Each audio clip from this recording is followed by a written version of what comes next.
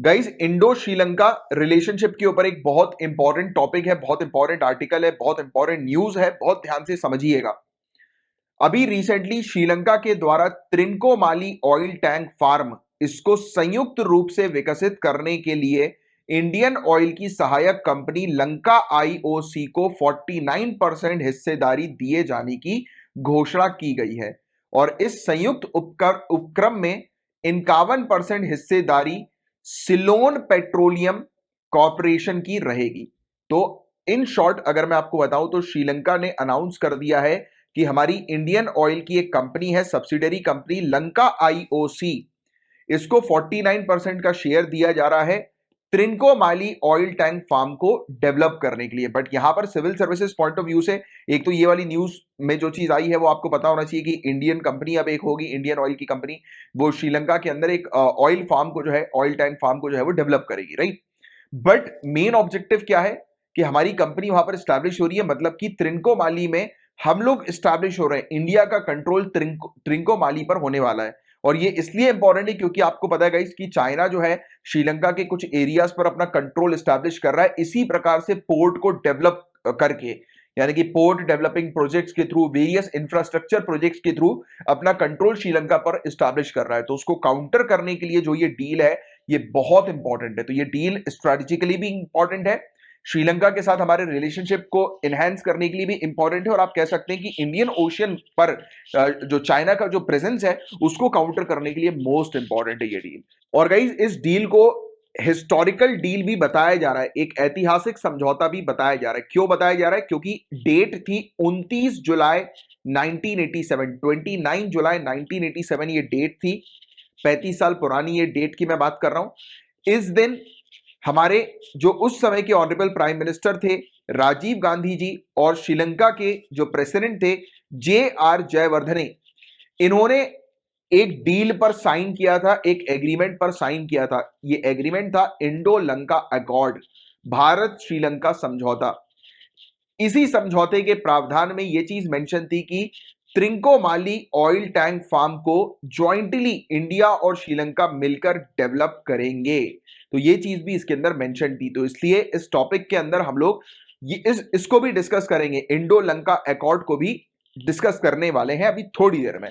But before coming to that topic, मैं आपको यह समझाता हूं कि त्रिंकोमाली क्यों इतनी ज्यादा इंपॉर्टेंट है। तो श्रीलंका के पूर्वी जिला त्रिंकोमाली जो हम लोग को देखने को मिलता है, इसमें स्थित द्वितीय विश्व युद्ध कालीन तेल टैंक परिसर में तेल भंडार सुविधा की क्षमता लगभग 1 मिलियन टन है, जो श्रीलंका में मांग से कई अधिक है। इतना ज्यादा तेल है कि श्रीलंका की डिमांड जो आज की रेट में है उसको आराम से फुलफिल कर सकता है, और उसकी डिमांड को फुलफिल करने के बाद भी एक बहुत मेजर रिजर्व जो है वो तेल का यहां पर है, राइट। तो और इंडिया का जो शेयर जो त्रिंकोमाली ऑयल टैंक को डेवलप करने का श्रीलंका के साथ जो है, तो ये हमारे जो रिसोर्स जो होते हैं ना, तेल की डिमांड को भी यहां से फुलफिल कर सकेगा, श्रीलंका से फुलफिल कर सकेंगे हम लोग आगे चल के इन फ्यूचर, राइट। तो ये भी हमारे लिए भी जो है वो फायदेमंद है। ये अगर हम फ्यूल की बात करें, रिसोर्सेज की बात करें, तो उस कॉन्टेक्स्ट से भी ये डील हमारे लिए फायदेमंद है। और त्रिंकोमाली लोकेशन आपको ध्यान में रखना है, यहां पर बहुत भारी मात्रा में ऑयल का डिपॉजिट हम लोग को देखने को मिल रहा है, और स्ट्रेटेजिक लोकेशन है ये इंडियन ओशियन पर, राइट। और ये त्रिंकोमाली एक नेचुरल हार्बर के तौर पर जो है वो काम करती है, राइट। त्रिंकोमाली बंदरगाह हम लोग को देखने को मिलता है। ये हम लोग को वेरियस जो हमारे जो नेवी है उनको वेरियस हेल्प जो है वो प्रोवाइड करा सकती है अगर जरूरत पड़ती है उस समय, तो राइट। और ये हमारे चेन्नई के पोर्ट से काफी नजदीक हम लोग को देखने को मिलती है, चेन्नई की काफी नजदीक है ये, राइट। तो ये वाला पॉइंट भी आपको ध्यान में रखना है।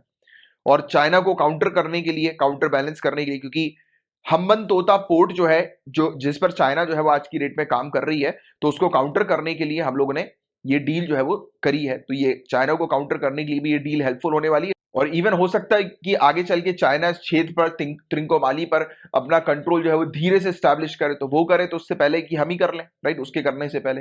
तो काउंटर करने में भी मदद करेगी और उसको रोकने में भी मदद कर रही है ये डील, है ना। तो ये कुछ चीजें हैं जिसके बारे में आपको आइडिया होना चाहिए। तो अभी तक हम लोग ने जो है वो ये डील के बारे में समझा, जो अभी लेटेस्ट ये डील हुई है, राइट, कि अब हम लोग जो है वो त्रिंकोमाली ऑयल टैंक फार्म जो है उसको ज्वाइंटली डेवलप करेंगे श्रीलंका के साथ, और त्रिंकोमाली की इंपॉर्टेंस क्या है उसके बारे में एक बेसिक सा हमने आइडिया ले लिया। अब थोड़ा सा ये भी चर्चा कर लेते हैं कि इंडो लंका अकॉर्ड के बारे में भी, राइट, भारत श्रीलंका समझौते के बारे में भी, जो 1987 का था, जिस समझौते में हमने अभी डिस्कस किया कि ये वाली चीज भी इन्वॉल्व थी कि इंडिया और श्रीलंका मिलकर त्रिंकोमाली ये ऑयल टैंक फार्म जो है उसको डेवलप करेंगे, राइट।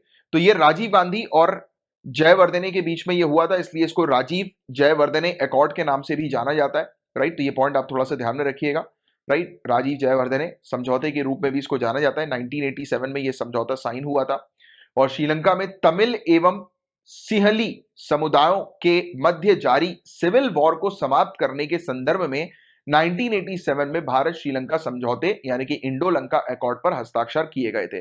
तो मेन ऑब्जेक्टिव जो है वो क्या था कि जो सिविल वॉर चल रहा था श्रीलंका के अंदर, राइट, तो उसको खत्म करना था। जो तमिल्स के बीच में और सिन्हालास के बीच में जो सिविल वॉर चल रहा था उसको खत्म करने के पर्पस के लिए ये अकॉर्ड जो है वो साइन हुआ था, राइट।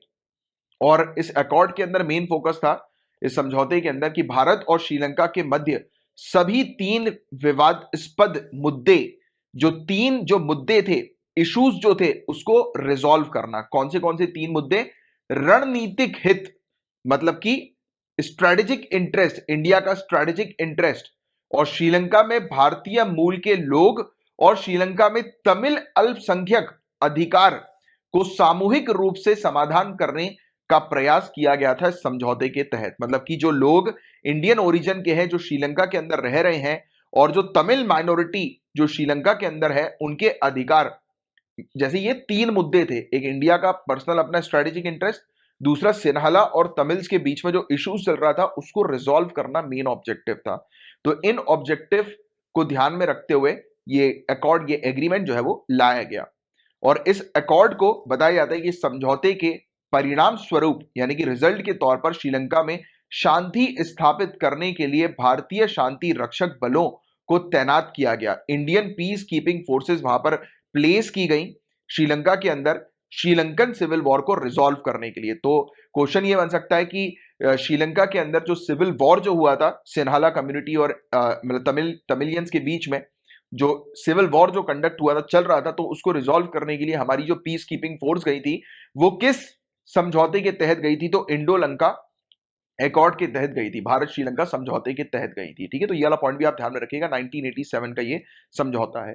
और साथ ही साथ इस समझौते के परिणाम स्वरूप श्रीलंका के संविधान में 13वां संशोधन और प्रांतीय परिषद अधिनियम 1987 को लागू किया गया था। तो 13th अमेंडमेंट श्रीलंका के कॉन्स्टिट्यूशन में लाया गया, लागू किया गया, और प्रोविंशियल काउंसिल एक्ट 1987 का लागू किया गया श्रीलंका के अंदर। तो ये कुछ चीजें हैं जिसके बारे में आपको बेसिक सी जानकारी होनी चाहिए, राइट। अभी के लिए सिर्फ इतनी चीज जो मैंने अभी आपको बताई that is more than sufficient. सिर्फ इतनी सी चीज अभी के लिए याद रखो आप।